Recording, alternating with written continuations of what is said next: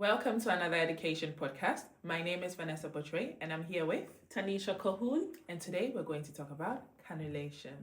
So, before you insert a cannula, you need to ensure that you have all your equipment ready. Also, make sure that you get your blue tray cleaned and properly prepared. Then you're going to decide what type of cannula you're going to use. So the cannulas come in different colors and different sizes. The bigger the gauge, the smaller the cannula. You're going to use your clinical judgment to decide what type of cannula you need. If it's a pediatric patient, you might need to use a smaller cannula, which is a bigger gauge. If your patients have got blood transfusion or need to go to theaters, then you're going to use a bigger gauge. Also, ensure that you need to prep your extension set, which is your octopus, making sure that you have flushed it. I'm now going to hand over to Tanisha, who is going to demonstrate how to insert a cannula. Thank you, Vanessa. For inserting the cannula, first ensure that we communicate with our patient, of course, gaining consent and advising them of the procedure that we are about to do. We will then prepare our tray before going to the bedside. Ensure that we adhere to our infection prevention and control measures by washing our hands, donning our gloves and apron. We will be preparing our tray. So we will be getting our octopus and be flushing this, ensuring that we do not touch the key parts. When you're flushing, make sure that you're using a 10 ml syringe, not a 20 ml, or not more, not less, because you do not want to apply a lot of pressure or less pressure on the veins. For flushing, we will be using a sodium chloride normal saline solution. This has to be 10 ml.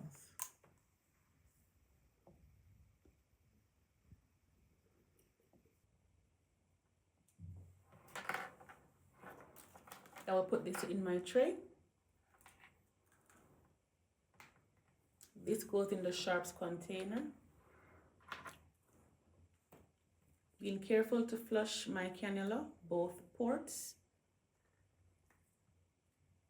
We're flushing the cannula to ensure that we're not introducing any air into our veins, which could lead to embolism. Lovely. I will now put this in my prepared blue tray. I will now identify the site of insertion. I will get my tourniquet and I will be sure to apply my tourniquet 3 to 4 inches above the site of insertion.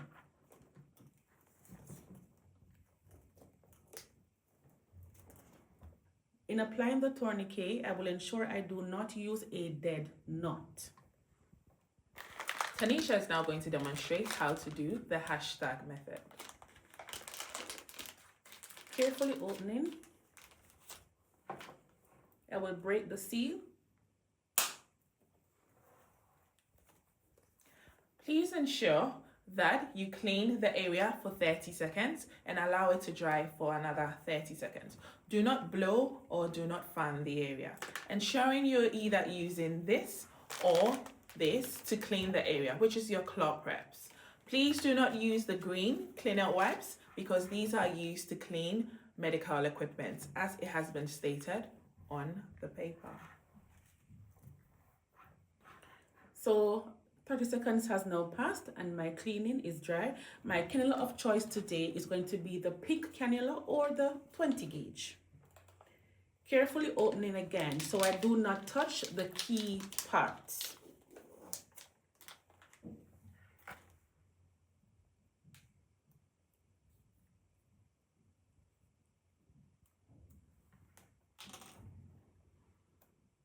I will now start to insert the cannula, ensuring that I communicate with the patient at all times. Also, one thing to note, once you have cleaned the area of insertion, you do not touch it again. Sharp scratch. Ensure that your patient is calm and comfortable while you're inserting the cannula in.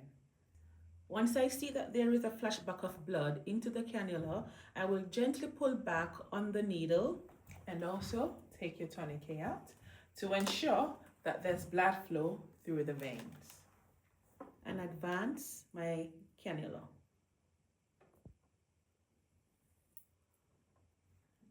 I've pulled the needle out and I will ensure that the safety mechanism has been activated.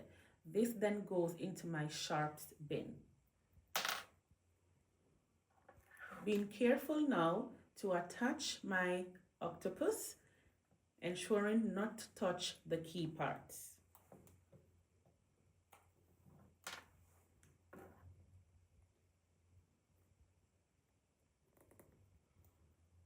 And I will flush gently to ensure that there is no infiltration.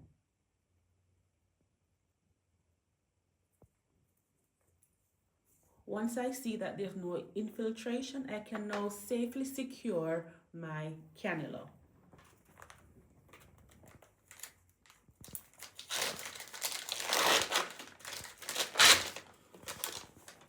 On our dressing, we have our securing dressing. So we need to ensure that we put the date on it of insertion.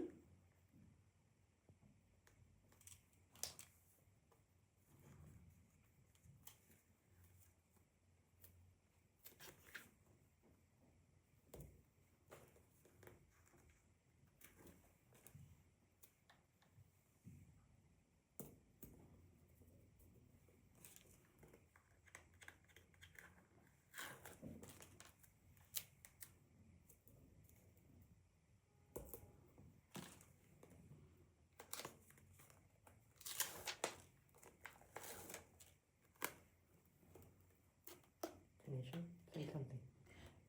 The dressing is now being secured.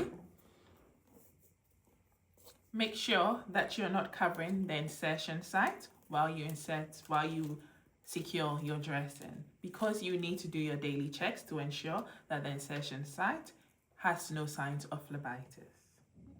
So now that our dressing is secured,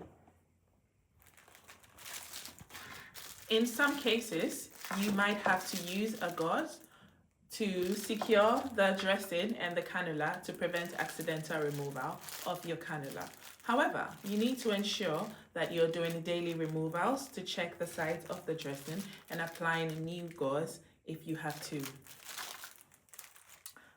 I'm now going to demonstrate just how to change the dressing, and you need a new dressing, and also to remove the cannula you would need your gauze and tape. The new policy states that you only have to keep the cannula in as and when it's needed. If there's no signs of phlebitis and the doctors have stated that the patient needs the cannula for clinical indications, then you would have to keep it in and not take it out. I'm now going to demonstrate how to change your cannula. First of all, I'm going to touch the clear site, ensuring that I am pulling the clear site. Now this is going to lift off from the patient's skin. Make sure you gently peel it off.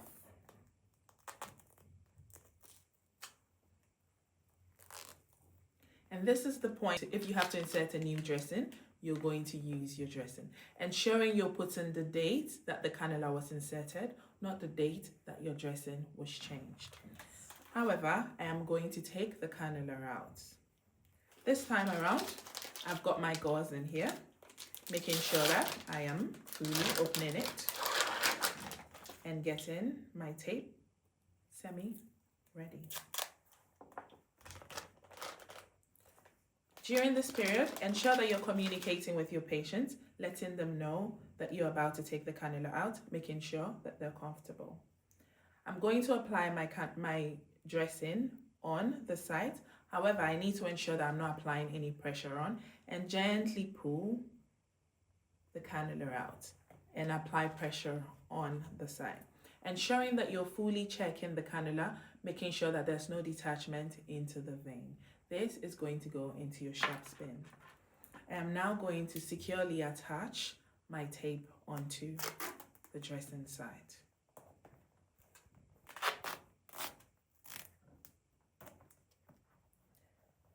In medications, ensure that you need to check the site a few minutes after taking out your cannula. Tanisha is now going to talk about documentation. for documenting our cannulas, our hospital policy states that we have to check our cannulas and document at least 3 times in a 24-hour period. We do this check at least twice on a day shift and at least once on a night shift. We then document our findings on our Alex Health system. Thank you for coming to our education podcast, and we look forward to seeing you in our next video. Bye. Bye.